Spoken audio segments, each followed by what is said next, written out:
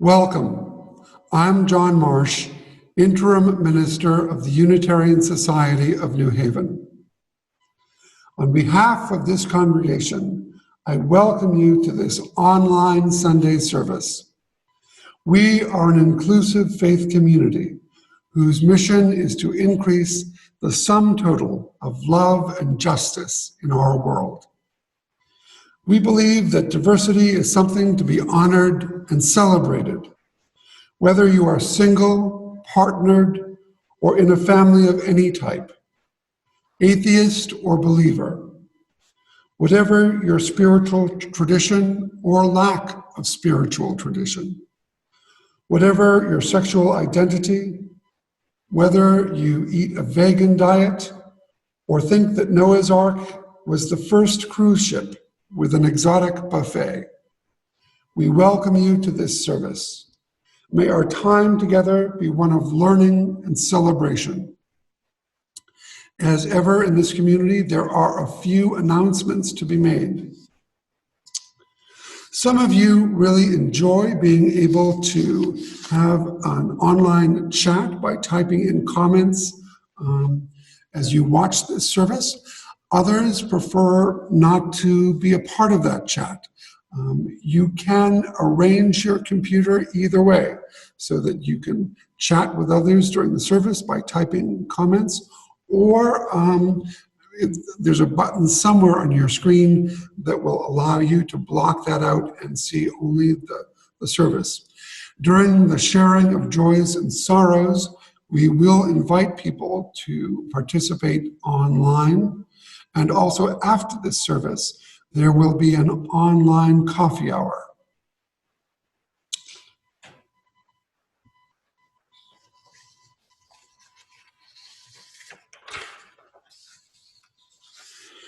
Our brave Director of Religious Education, Jesse Greist, is going to host an online Seder at 4 p.m. next Saturday.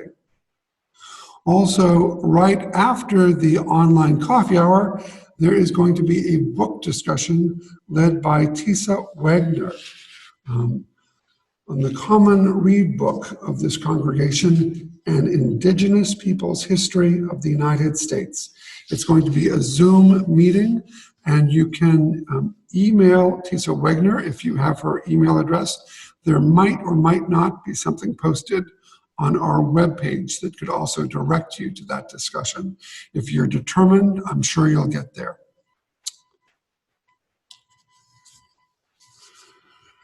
Our call to worship this morning is a poem by the Celtic theologian, poet, and social activist, John O'Donohue.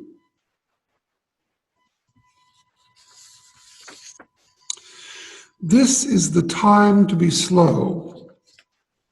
Lie low to the wall until the bitter weather passes.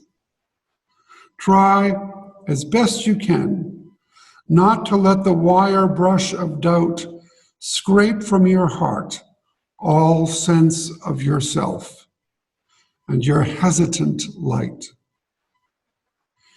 If you remain generous, time will come good, and you will find your feet again on fresh pastures of promise, where the air will be kind and blushed with beginning. I'm going to light our chalice and then invite you to join me in speaking out loud the words for the lighting of the chalice.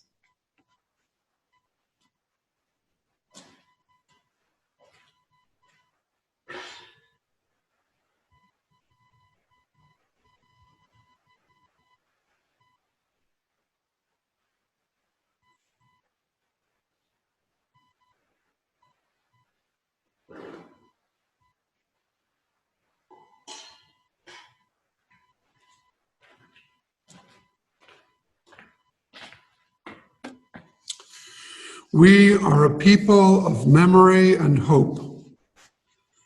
As inheritors of a great legacy of witnesses, we glean wisdom from diverse journeys, are inspired by those who worked for justice, and are guided by those who have trusted in the transforming power of a beloved community as we kindle this flame together.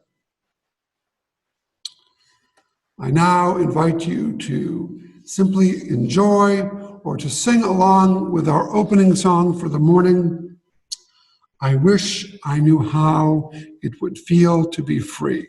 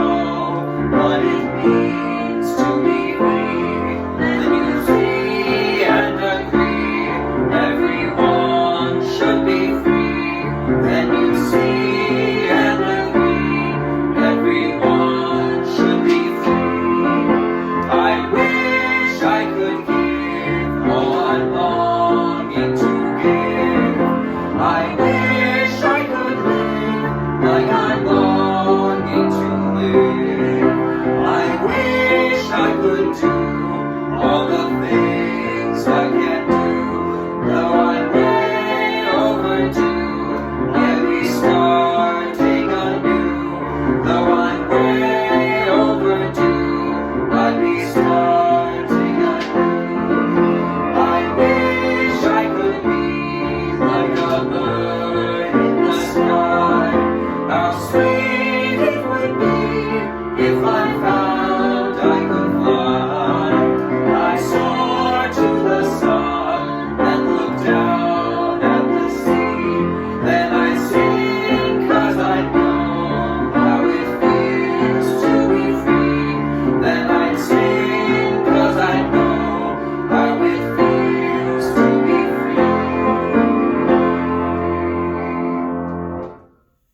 Good morning. My name is Jesse Grice, Director of Lifespan Religious Education, and I have a story to share with you today that's called Wisdom from the Wormhole. It was a clean, clear, crisp spring afternoon in the year 2020 when the wormhole array opened up in the space-time continuum. Without warning, Jesus, Siddhartha Gautama, aka the Buddha, Clara Barton, and Hiawatha dropped onto the streets of Washington, D.C., right in front of a conveniently placed gaggle of gathered media, each microphone and camera exactly 6 feet away from the next. Startled, these great leaders blinked in the bright lights of the cameras, and the cameras blinked and focused in on the light of this unfathomable miracle. In the long silence that ensued, producers wondered whether they should cut to commercial or let the moment play out.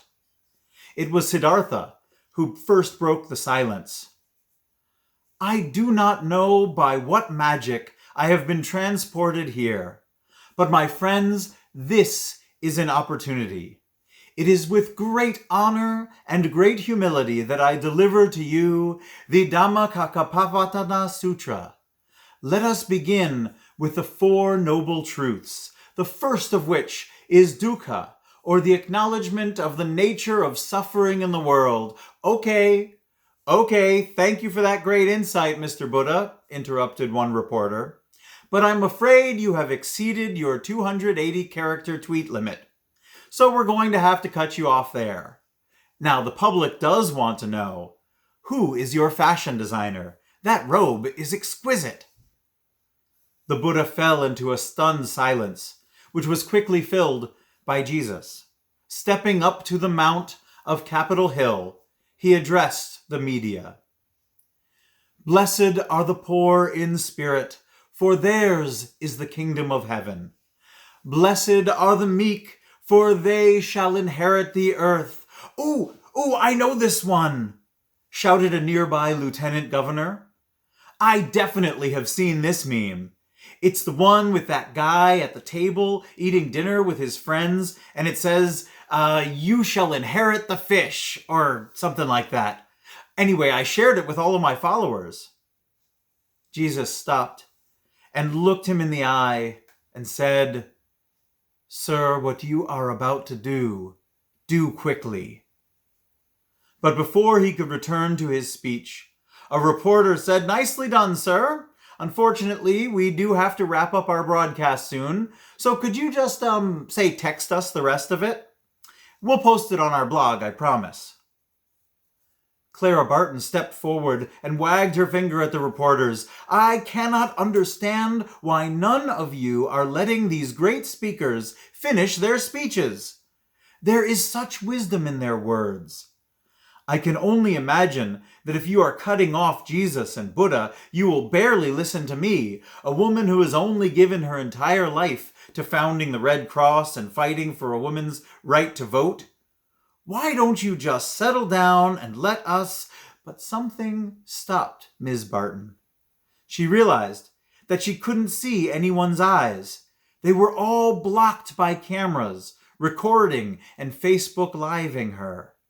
Many viewers at home had already scrolled past her remarks, but some had paused long enough to give them a like. She stepped back and watched with Jesus and Buddha as Hiawatha took his turn approaching the podium. I remember a time when the leaders of all the great native nations gathered together, putting aside our differences, to come together against a great common threat, he said. We took our time. We talked with each other. We listened. We considered what each person had to say. Even though the time for action was short, we took days to think through things before doing them. It was our way. It is plain to see from what my friends up here have tried to say that you all should probably do the same. A nearby young woman lowered her phone and said, #Hiawatha FTW. IDK why we're all like this. You are the goat. Hiawatha, Jesus, Buddha, and Clara exchanged glances. SMH, TTYL, they said sadly, and without another word, they stepped through the wormholes back into their own times, where things now somehow made a little bit more sense to them. The reporters, for their part, all concluded that it had been a momentous day, and cut to commercial. Then they cut to discussion panels, promising to post links on their websites to the great speeches of each of the surprise visitors that they'd had. Life mostly carried on. Social distancing and tweeting as usual. In a few corners of the world, however, some people took a bit more time to read and consider the wise words of those that came before them. They looked deeper into the things that they enjoyed, making each day more about completing what they did, rather than starting multiple projects. Soon, that radical idea went viral. So it is that I leave you with a challenge. Let's listen to our visitors from the past and intentionally take it slow. Let's finish what we start and think about what we read and see and experience in a deeper way than we might have yesterday. And let's learn from them how to make today a great day. Hashtag live fully this moment. Welcome. It was so wonderful to see and hear from all of you last Sunday. I hope you are well and that you stay in the best of health. I, like you, have greatly enjoyed the stream Sunday services. The messages and music bring solace and joy, while the knowledge that so many of us are engaged and together is truly heartwarming. My name is Sally Conley, and I'm co-chair of the Preventing Gun Violence Task Force. Next Sunday, 4 USNH task forces were collaborating on the sponsorship of a forum with a panel discussion about the serious, deadly relationship between guns and domestic violence. It, of course, is canceled, but we hope to reschedule it at a future date. I find it extremely disheartening to learn that many people, fearful of violence, are purchasing weapons. While most stocks have plunged, the 3 publicly owned gun manufacturers have all posted dramatic gains. As Carolyn Light, a Harvard researcher, said, firearms are increasingly marketed as the most rational solution to our sense of fear and insecurity.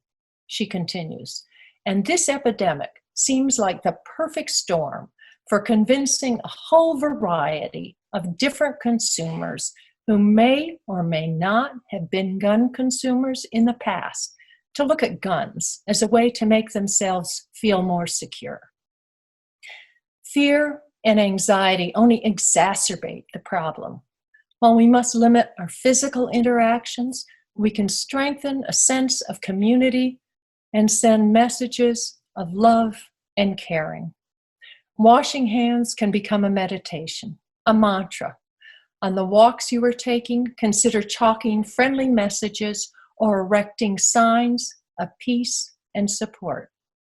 It is about holding our community in our hearts, if not in our hands. And you can still be an advocate for justice.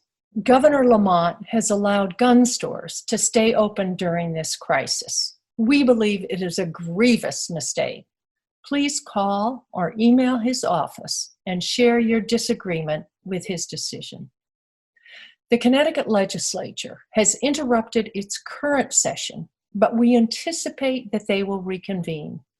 We hope that legislation advocating for clean slate and an extreme risk protection order to remove guns from those who are at risk of imminent harm to themselves or to others will be considered. When it is time for us to stand up for justice and make our opinions known on this legislation, announcements in the newsletter will provide information on how and when to take action. Until we're together again in person, we send to you our love and wishes for the best of health. Thank you.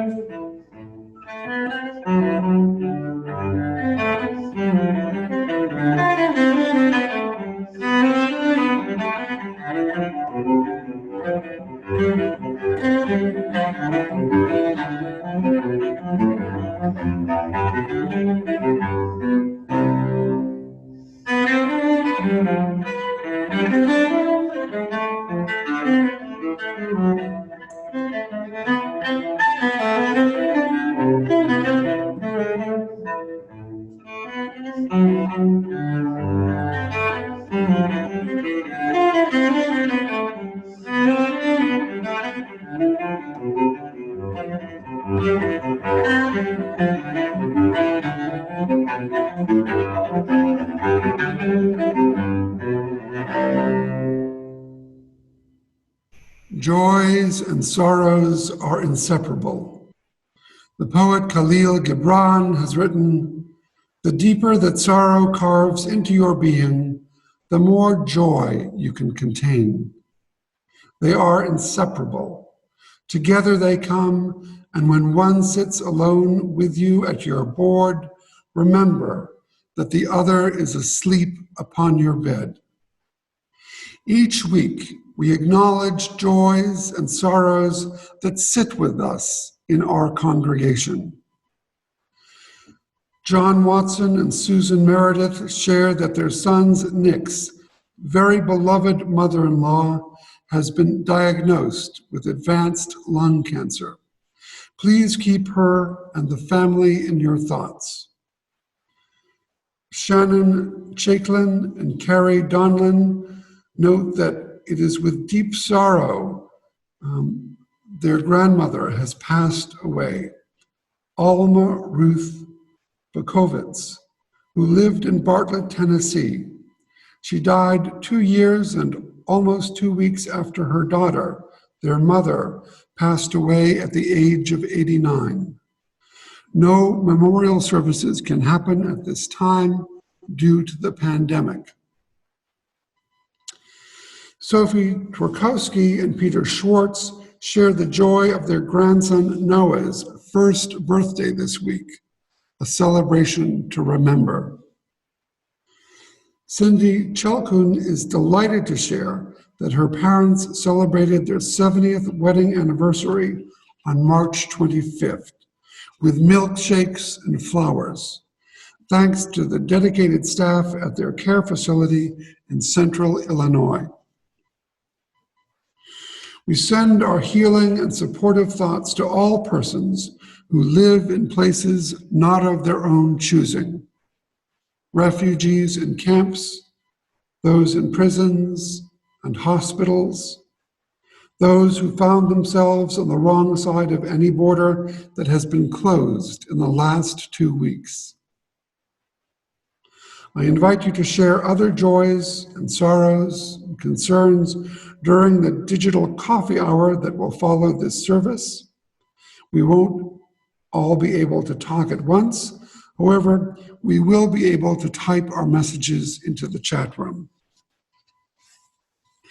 Information on the chat will be shared with our pastoral care team and also our covenantal relations committee. And they will be following up and reaching out to individuals in the congregation during this time of pandemic. You can also email us joys and sorrows to read next week by emailing membership@usnh.org or to the church office, whose email address is on our webpage.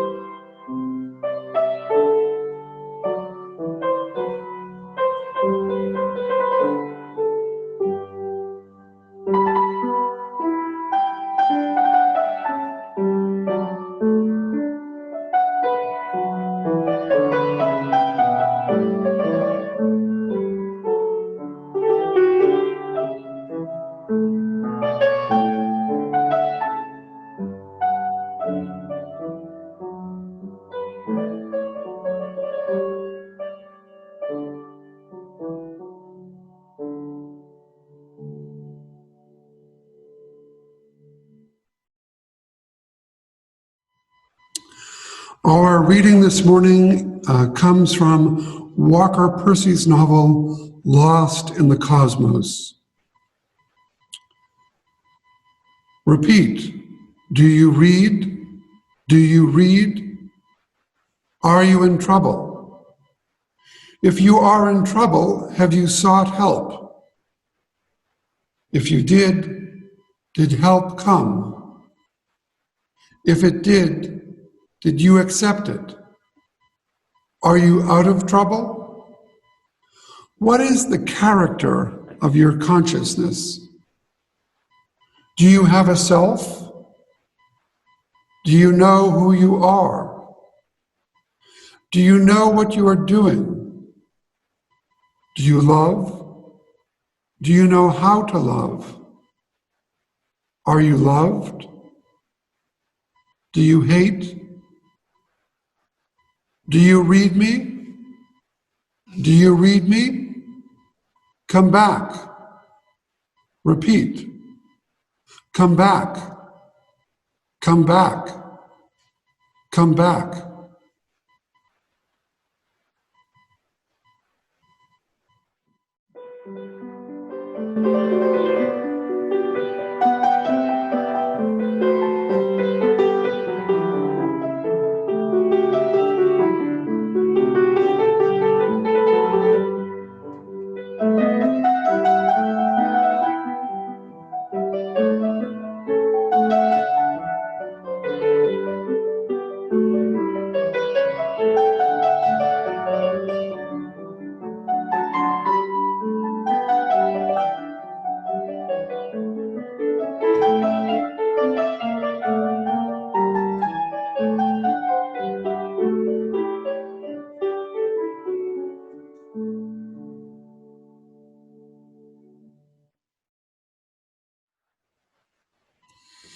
We are in the middle of our annual stewardship campaign, and each Sunday during this time, we invite different members of the congregation to offer testimony about why they choose to make a financial pledge to this congregation. This morning, we are going to have testimony from Manya Lisa. I believe in radical hospitality. In college, my parents lived in New York and I was in Texas. Going home for Thanksgiving was not an option. That's okay, my friend said. Talk to Jim. Jim held Thanksgiving every year for everyone who couldn't go home, no matter what reason. It was BYOCC. Bring your own chair, bring what you can. Some brought plastic forks or a bottle of soda. Some were able to bring a dish. Some could just bring their presents. All were welcome. Computer science majors talked with English majors. English engineers in the Campus Crusade for Christ passed potatoes to Wiccan theater majors. We needed somewhere to go, and we all brought what we could. After graduation, I continued the tradition. Wiccans, Jews, and Christians, college dropouts and graduate students, people of color, and people from sunset towns got together and ate pumpkin pie and fried turkey. We needed to go somewhere, and we brought what we could. In medicine, you work all sorts of hours, so come when you got out, or come when you wake up. Bring your own chair, bring what you can. I would wake up to head back to work just as another turkey came out of the oven and a different crowd of people ate pie that hadn't been there at midnight. You can't do that, people said. You can't have random people in your house while you're asleep. They need somewhere to go, I said. Reminding a friend on the street, I said, don't forget, your boyfriend, his friends, everyone's invited. A disheveled woman slurred, I'm not invited. I gave her my address. You can't do that. She's drunk. She's homeless. You know nothing about her. She needs somewhere to go, I said. The lady showed up, clean, sober, with roasted vegetables. I never saw her again. I moved to Connecticut and I knew no one. Families had their own Thanksgiving traditions. So I called Iris. Were there families that were interested in Thanksgiving? They should bring what they could. You can't do that, said coworkers. They probably can't even speak English. I want them to know that they're wanted, I said. 2 Sudanese families came, fluent in Arabic and in French. Turkey, pie, and Sudanese vegetables turned out to be a universal language. The next year, they brought a new to this country Palestinian family. One of the families and a guest knew the same Palestinian poet. A friend fluent in French and the lawyer from Sudan had a great time. Syrian beet salad sat next to fried okra, and 30 people brought what they could. This past Thanksgiving, I told Anna I could host as many people as wanted to come. You can't do that, said my friends. There won't be enough food. There won't be enough room. I want everyone who needs a place to come. We all fit. There were leftovers. You're all invited this year. So what does this have to do with stewardship? We all need somewhere to go. We all need somewhere we're wanted, no matter what our background. We all need somewhere where we're welcomed and nourished, where we meet like-minded people and people who challenge us. For me, that place is here. The community here welcomes me, nourishes my soul, and challenges my assumptions. USNH practices radical hospitality through its outreach programs, in Abraham's tent, in welcoming the stranger who's coming to church. Radical hospitality is challenging white supremacy so that every person, no matter their color, is welcomed and wanted. But radical hospitality has a cost. Bring what you can. The radical hospitality of USNH cannot be done without you. This congregation cannot provide its programs, its youth education, its presence in the community without all of our help. Bring what you can. Give what you can. You might be at the point in your life where plastic forks are what you can bring, but bring them and be proud that you're part of what makes us whole. You might be able to manage a pumpkin pie. If you and we are lucky, you might be able to donate a turkey with all the trimmings. Give what you can. Every one of us needs to contribute so that USNH can continue to welcome the stranger, to expand our love for the local and global community, and provide a feast for those who are here. This is the point in the service where each week we have our offering, where the plate is passed and people give what they can. And we also have the offertory, the music that is played. This morning, we have a long piece of music for you to enjoy, and you can go to the congregation's webpage and press the donate button and make a weekly offering. Or if you haven't pledged yet, you can do that. Or if you've done all those things, simply enjoy this gorgeous music.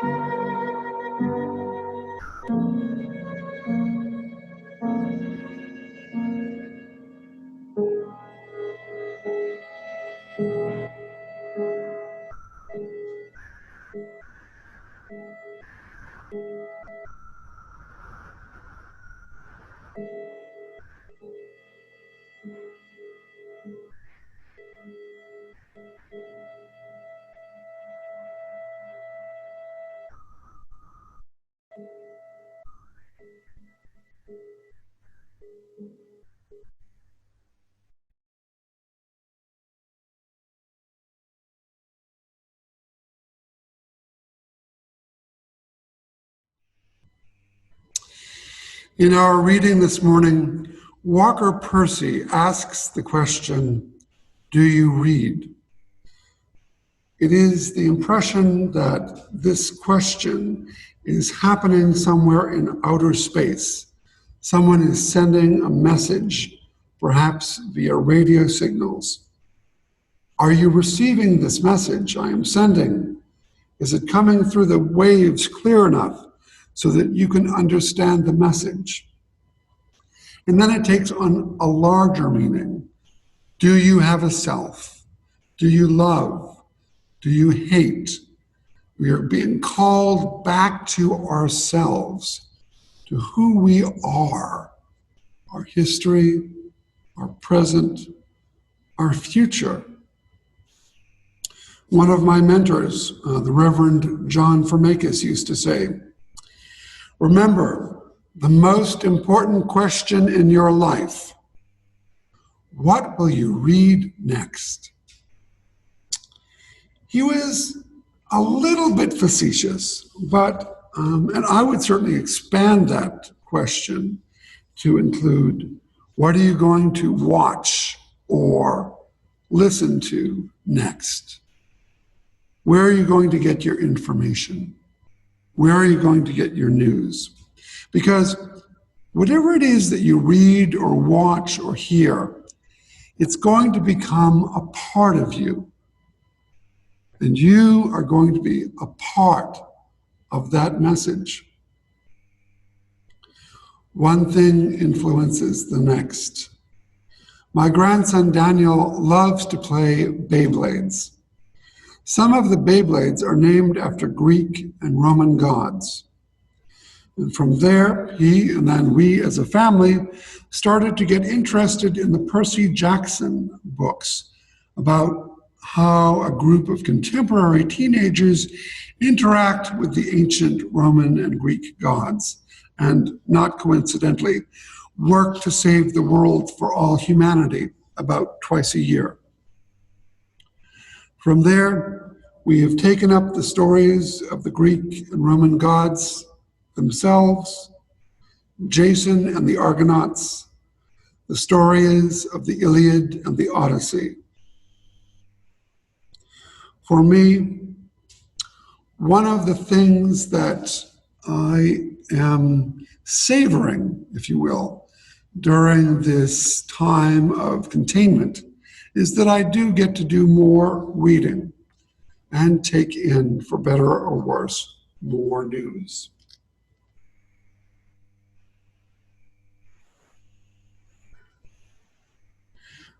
Last Friday night, I asked the question at my online beer and potato chips gathering, what are you reading? Where do you get your news from? Some of you in this congregation are regular watchers of The Daily Show.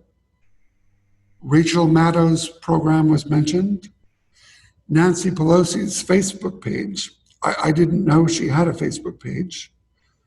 The British Broadcasting Corporation and the Canadian Broadcasting Corporation are places some of the members here go to get a perspective from outside the local community. Some of you, though, are also daily readers of the local newspaper. Some rely on public broadcasting service to offer different kinds of information that comes from most of the commercial stations. Some of you are wanting to get away from the news sources that focus on outrageous things that have been said by either people on the right or people on the left. They want news that is factual and does not unnecessarily pull us apart from our neighbors. Sadly, this time of pandemic has a shortage of facts about what is really happening, and sometimes that vacuum is filled by false information. So that's something to be wary of. When I think about absorbing information, I think of Augustine of Hippo, a man of Africa in the 4th century, who was one of the great readers and writers of all time. He's credited with writing the first autobiography in Western literature, in which he remembers when he was born, which is quite a feat. Sometime between 382 and the summer of 386, Augustine became what he called for himself a Christian reader. He began to link his spiritual progress to his ability to read and interpret different texts. And this was before he considered himself a Christian, before he had his conversion experience. And before that time, he appears to have become a convert to reading itself.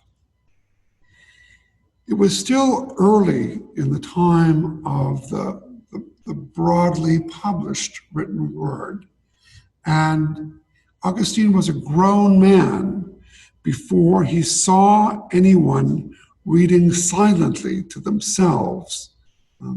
Was more common for whatever was written to be read aloud at different gatherings. Augustine tells the story of when his mentor, Bishop Ambrose, read to himself, and Augustine marveled that he did so without pronouncing the words aloud as he read. His eyes proceeded across the page while he sought out the sense with his heart. In order to appreciate the context of this statement, one must keep in mind that Augustine was desperate to escape from himself at that point in his life.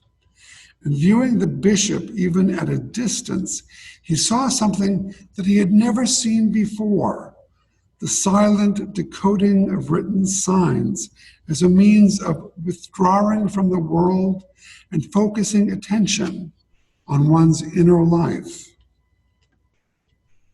Silent reading, a new technique into whose interior the world became real, the world within the text, something that the outsider could not penetrate. It was a sign that the desired state had been attained. A psychological mechanism and a philosophical ideal became one. Augustine also wrote in that first autobiography that the day he was made a bishop, he wept tears of sorrow over the reading time that was now lost to him. In his time, too, there was no such thing as plagiarism. He wrote long books that were regarded for him as a quest for truth. If he found a long passage that helped him in that quest, he simply stuck it in one of his books. It took him 17 years to write his massive volume on the Trinity. And when he was asked to explain some of the more complicated ideas in them, he responded that he wasn't sure that he ever fully understood them, even when he wrote them down. He just liked those ideas and he didn't want them to be forgotten. We are now in the midst of a transition to new ways of communicating. It seems funny to me that books on tape, which were a new thing when I was a little kid, are now an anachronism.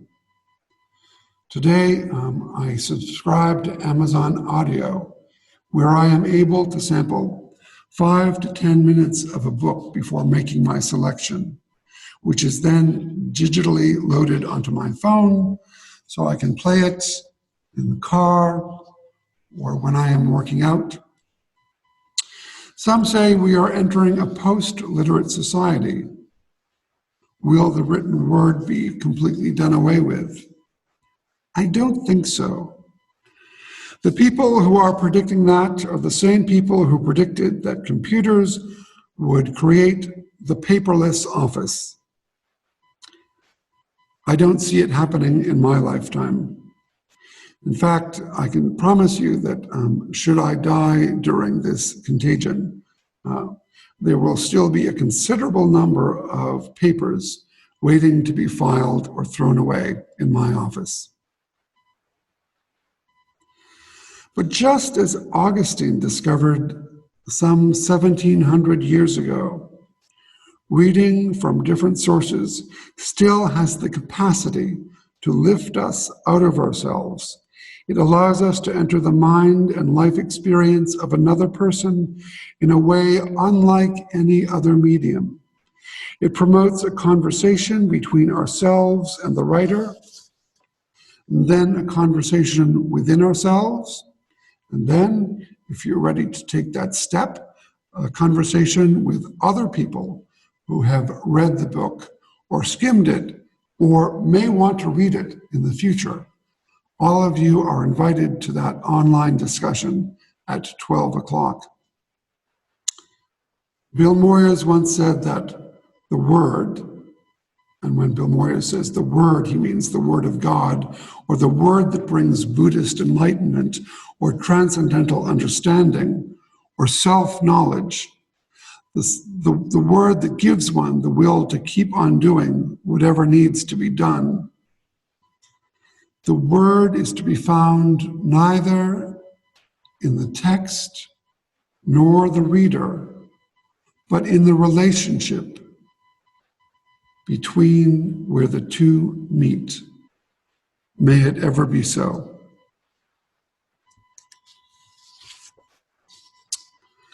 I invite you to join in the singing of To Mercy, Pity, Peace, and Love.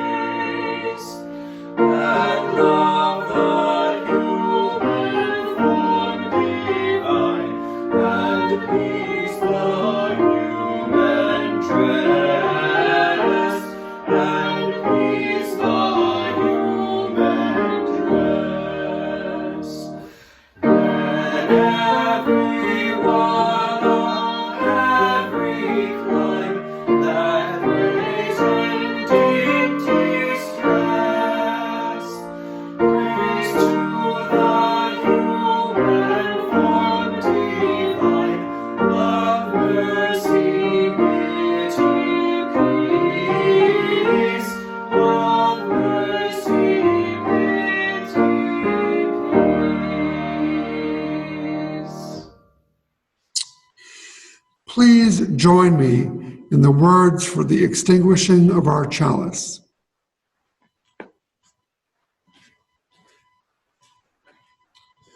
We extinguish this flame, but not the light of truth, the warmth of community, or the fire of commitment.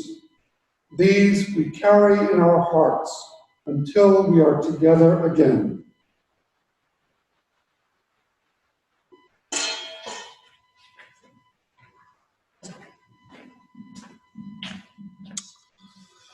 Our words of benediction come from Erica Hewitt and are slightly adapted.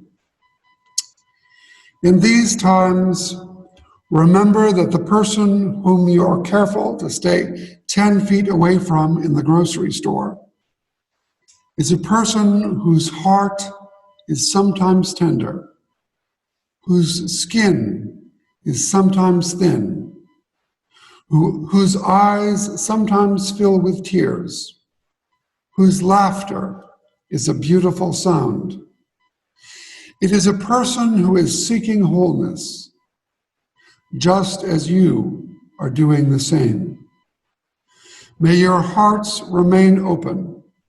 May your voices stay strong, and may your hands remain outstretched.